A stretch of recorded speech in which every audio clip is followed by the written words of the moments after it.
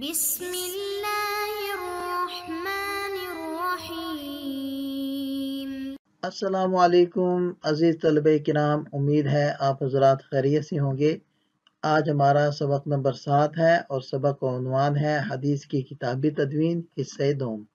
آج کا سبق شروع کرنے سے پہلے گزشتہ سبق کے خلاصے پر ایک نظر ڈال لیتے ہیں۔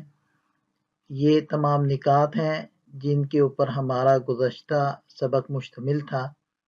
آج کے سبق کا خلاصہ عہد نبوت و عہد صحابہ میں کتابت حدیث و مختلف صحائف کا تذکرہ۔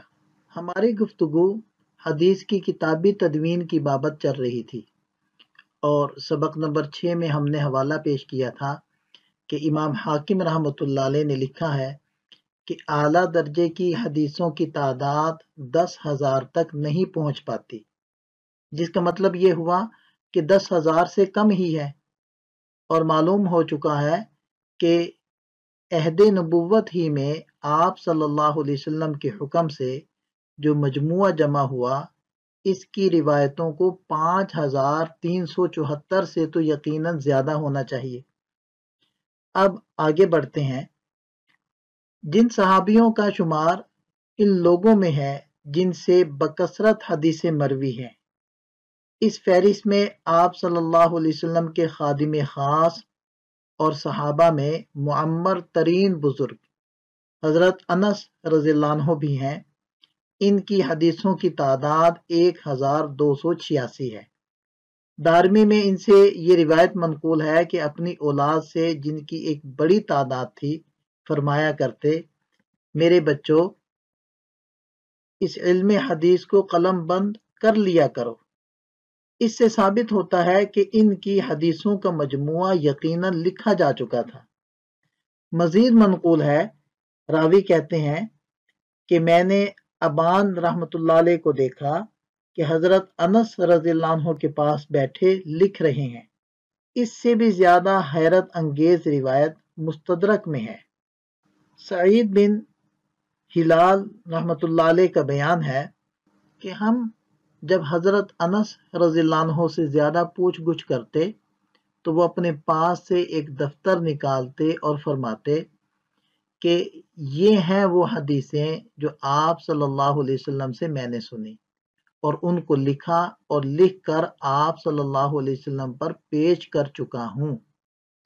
تھوڑے سے رد و بدل سے یہ الفاظ حدیث کی دوسری کتابوں میں بھی پائے جاتے ہیں۔ اس سے ثابت ہوا کہ عہد نبوت میں صحیفہ صادقہ کے علاوہ حضرت انس رضی اللہ عنہ کی احادیث کا مجموعہ بھی قلم بند ہو چکا تھا، بلکہ اس سے بھی بڑھ کر یہ ہے کہ آپ صلی اللہ علیہ وسلم پر پیش کر کے انہوں نے ان روایتوں کی توثیق بھی کروا لی تھی۔ لہذا صحیح حدیثوں کو عہد نبوت میں ہی قلم بند کر دیے جانے میں کوئی شک و شبہ باقی نہیں رہتا۔ اور بات یہیں پر ختم نہیں ہوتی۔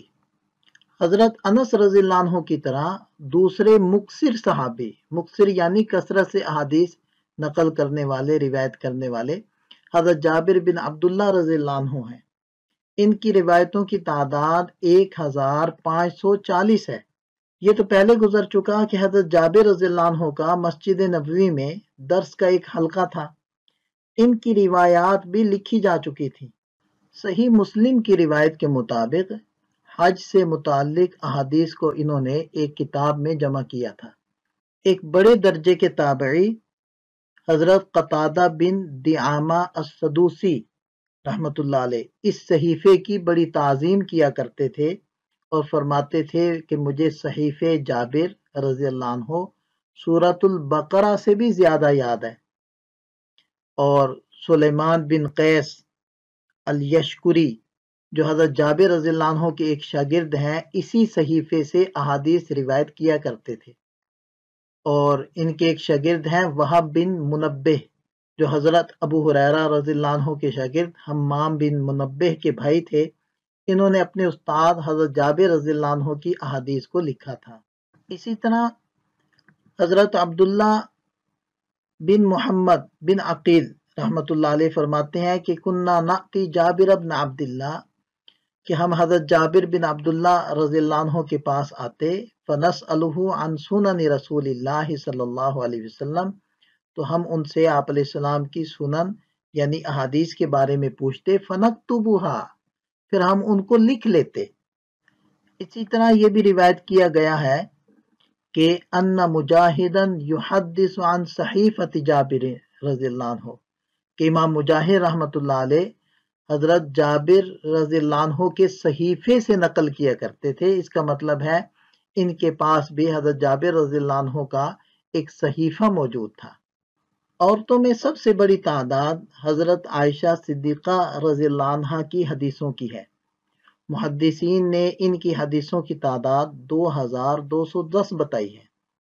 خود حضرت عائشہ صدیقہ رضی اللہ عنہ کے متعلق تو ثابت نہیں کہ انہوں نے اپنی احادیث کو جمع کیا ہو، اگرچہ ان کے علم و فضل کا یہ حال تھا کہ فرائض جن کے مسائل کا حل بغیر حسابی قاعدوں کے ناممکن ہے، بآسانی حل فرماتی تھی۔ البتہ ان کے براہ راست شاگرد اور حقیقی بہن کے بیٹے حضرت عروہ بن زبیر، جن کا شمار ان لوگوں میں ہے جو حضرت عائشہ صدیقہ رضی اللہ عنہا کی روایات کو سب سے زیادہ جاننے والے تھے، انہوں نے بھی اپنے علم کو ایک کتاب میں قلم بند کر دیا تھا، لیکن افسوس کہ وہ کتاب واقع حرہ کے اندر ضائع ہو گئی، جس کی بابت حضرت عروہ رضی اللہ عنہ فرمایا کرتے تھے، اچھا ہوتا کہ میں اپنے اہل و عیال اور اپنے مال کو اسی کتاب پر فدا کر دیتا۔ بہرحال اس سے اتنا تو معلوم ہوا کہ عہد صحابہ ہی میں حضرت عائشہ رضی اللہ عنہ کا مجموعہ بھی جمع ہو گیا تھا۔ حضرت عائشہ صدیقہ رضی اللہ عنہ کی دوسری مشہور خاتون شاگردہ، جن کا نام عمرہ بنت عبد الرحمن ہے، جنہوں نے حضرت عائشہ رضی اللہ عنہ کی گود میں پرورش پائی تھی، اور حدیث عائشہ کے باب میں ان کا شمار حضرت عروہ کے برابر تھا۔ انہی عمرہ بنت عبد الرحمن کے علم کو ان کے بھانجے ابو بکر بن محمد بن عمرو بن حزم رحمۃ اللہ علیہ نے حضرت عمر بن عبد العزیز رحمۃ اللہ علیہ کے مشہور فرمان کی بنیاد پر جمع کر لیا تھا۔ تہذیب الکمال والے لکھتے ہیں کہ ابو بکر رحمۃ اللہ علیہ کے نام حضرت عمر بن عبد العزیز رحمۃ اللہ علیہ کا یہ فرمان آیا تھا کہ ان یکتب لہ من العلم، کہ وہ عمرہ بنت عبد الرحمن اور قاسم بن محمد کے علم یعنی حدیثوں کو وہ ان کے لیے لکھ کر تیار کریں، اور قاسم بن محمد کے پاس بھی وہی حضرت عائشہ صدیقہ رضی اللہ عنہ ہی کی حدیثوں کا زیادہ سرمایہ تھا، کیونکہ آپ کے والد محمد بن ابی بکر ان کے بچپن میں مشہور فتنے میں شہید ہو گئے تھے، اس لیے یتیم بھتیجے کی پرورش حضرت عائشہ رضی اللہ عنہ ہی نے فرمائی تھی۔ انہی کے تربیت یافتہ تھے، سب کچھ انہی سے سیکھا تھا۔ بہرحال حضرت عائشہ رضی اللہ عنہ کی حدیثیں ان دونوں ہی کے ذریعے سے ابو بکر بن محمد رحمۃ اللہ علیہ نے جمع کی۔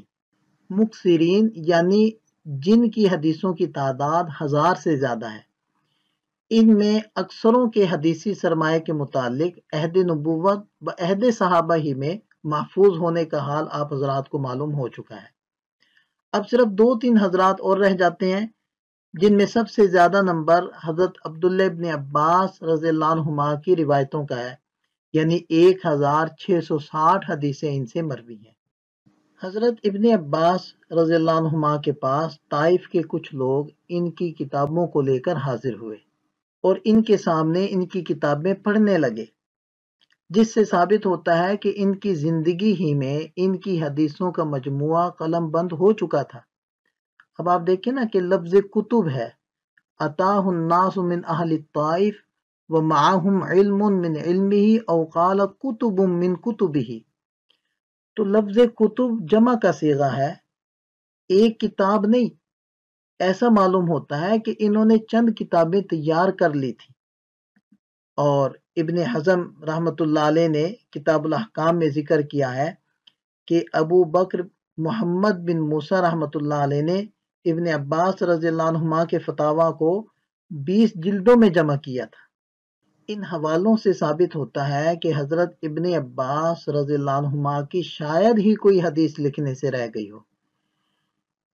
ان کے بعد حضرت ابن عمر رضی اللہ عنہما کی حدیثوں کا نمبر آتا ہے جن کی تعداد بما تکرار کے 2630 ہے اور بغیر تکرار کے 1630 ہے۔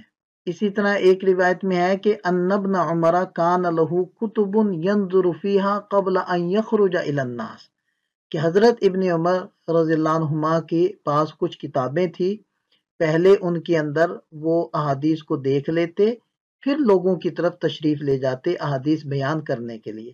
اس سے بھی پتہ چلتا ہے کہ ان کا مجموعہ لکھا ہوا تھا ان کے پاس۔ اور دارمی کی روایت ہے کہ سلمان بن موسیٰ کا یہ بیان ہے کہ انہوں نے حضرت ابن عمر رضی اللہ عنہما کے غلام نافع کو دیکھا کہ لوگ ان کے سامنے بیٹھ کر لکھ رہے ہیں۔ حضرت نافع حضرت ابن عمر رضی اللہ عنہما کے چہیتے آزاد کردہ غلام تھے، 30 سال تک ان کی خدمت میں رہے۔ اس واقعے سے پتہ چلتا ہے کہ ابن عمر رضی اللہ عنہما کا علم خود ان کے براہ راست شاگرد کے ذریعے سے بھی یقیناً قلم بند ہو چکا تھا۔ یہ حال تو ان بزرگوں کی حدیثوں کا ہے جو مکثرین کے طبقے میں شمار کیے جاتے ہیں۔ ان کے سوا دوسرے اصحاب رسول صلی اللہ علیہ وسلم جن کا شمار اس طبقے میں نہیں، ان میں ایک نہیں متعدد حضرات صحابہ کرام کے متعلق ثابت ہے کہ ان کے بھی اچھے خاصے مجموعے لکھے ہوئے موجود تھے، جن میں بعض تو خود نبی پاک صلی اللہ علیہ وسلم کے لکھوائے ہوئے تھے۔ مثلا حضرت وائل بن حجر صحابی رضی اللہ عنہ جو حضرموت کے شہزادوں میں تھے، مدینہ آ کر مسلمان ہوئے اور کچھ دن قیام فرما کر جب واپس جانے لگے تو آپ صلی اللہ علیہ وسلم نے ایک صحیفہ لکھوا کر ان کے حوالے کیا جس میں نماز، روزہ، شراب، سود وغیرہ کے احکام تھے۔ ایسے ہی حضرت ابو شاہ رضی اللہ عنہ یمنی صحابی، ان کے لیے آپ صلی اللہ علیہ وسلم نے چند احکام لکھوائے۔ اسی طرح خطبہ حجۃ الوداع نبی پاک صلی اللہ علیہ وسلم نے حضرت ابو شاہ رضی اللہ عنہ کے لیے لکھوایا۔ اور دارمی کی اس روایت سے بھی پتہ چلتا ہے کہ نبی پاک صلی اللہ علیہ وسلم نے اہل یمن کے لیے چند احکامات لکھوائے تھے۔ اسی طرح حافظ ابن حجر رحمۃ اللہ علیہ نے تہذیب میں حضرت سمرہ رضی اللہ عنہ مشہور صحابی کے بیٹے سلیمان بن سمرہ کے متعلق لکھا ہے کہ وہ اپنے والد سے ایک بڑا نسخہ روایت کیا کرتے تھے۔ اس سے معلوم ہوتا ہے کہ حضرت سمرہ رضی اللہ عنہ کی حدیثیں بھی جمع ہو چکی تھیں، خصوصاً نسخۃ کبیرہ کے لفظ سے اس کی تائید ہوتی ہے، ورنہ چند حدیثوں کے متعلق ظاہر ہے کہ نسخۃ کبیرہ کا اطلاق نہیں ہو سکتا۔ یہاں بھی بہت سارے حضرات کے صاحب کا تذکرہ ہے، جیسے حضرت سعد بن عبادہ انصاری رضی اللہ عنہ کے صحیفے کا تذکرہ ہے، حضرت ابو ہریرہ رضی اللہ عنہ کا صحیفہ، حضرت عبداللہ بن ابی اوفا ان کا صحیفہ، حضرت جابر بن عبداللہ کا صحیفہ، اسی طرح عبداللہ بن عمرو بن العاص ان کا صحیفہ صادقہ، اور حمام بن منبہ رحمۃ اللہ علیہ کا صحیفہ صحیحہ، اور اسی طرح مختلف قبائل اور عمال کی طرف جو حضرات خلفائے راشدین نے خطوط روانہ کیے، کچھ ہدایات روانہ کی، تو ان کا تذکرہ بھی یہاں موجود ہے۔ اسی طرح حضرت عمر بن خطاب رضی اللہ عنہ نے خط لکھا تھا، اس کے اندر احکامات تھے، اس کا تذکرہ موجود ہے۔ حضرت علی بن ابی طالب رضی اللہ عنہ کا مشہور صحیفہ ہے جو وہ اپنے پاس رکھا کرتے تھے۔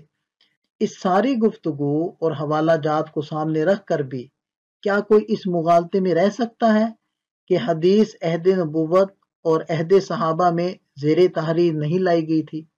یقیناً جس کے پاس عقل، فہم اور سمجھ موجود ہے وہ اس مغالطے میں نہیں رہ سکتا۔ یہاں ہمارا سبق مکمل ہوتا ہے۔ سبق سے متعلق ہم سوالات بھی حل کر لیتے ہیں۔ تمرین کے طور پر سبق سے متعلق یہ چند سوالات ہیں، آپ حضرات ان کو حل کر لیں۔ ملتے ہیں اگلے سبق میں، دعا میں یاد رکھیے گا۔ السلام علیکم۔